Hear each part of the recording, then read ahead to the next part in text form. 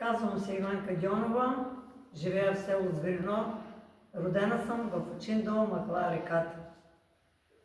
Член съм на художествено-творчески клуб към Народно читалище Факел, село Зверино.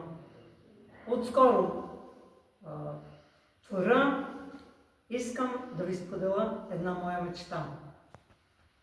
Как искам днес пак да съм дете, да ми пораснат и вълшебни криле, като птица да литна над Балкана, носталгия отдавна там ме зове. Ако имах силата на Левски и духът на Караджата, ако имах храбростта на Ботев, с вярна дружина да хвана гората, да браня род и родина, да срещам щастлива зората, да чувствам, че дишам, живея и за всичко родно милея. Ако можех да срещна и овчаря, от стадото млекце на вярна дружина подал, и не искал той медал, ни звание герой, искал мир, покой и по поляните стада безброй.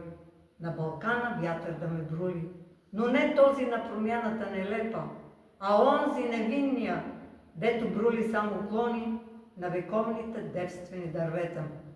Да се върна и в детството, когато стадо безгрижно пасях, да живея спокойно, да се движа без страх, защото всеки стих на поета отеква в тялото като куршума, пронизал сърцето на героя в каменистия друм. И ако днес възкръснат тези безсмъртни герои, къде ли ще се спрат, къде ли ще намерят покой? За тях са чужди думите, алчност, глас, лъжа и живот по чужди правила. Сигурно ще си отлетят пак там на небето и останат вечни светила.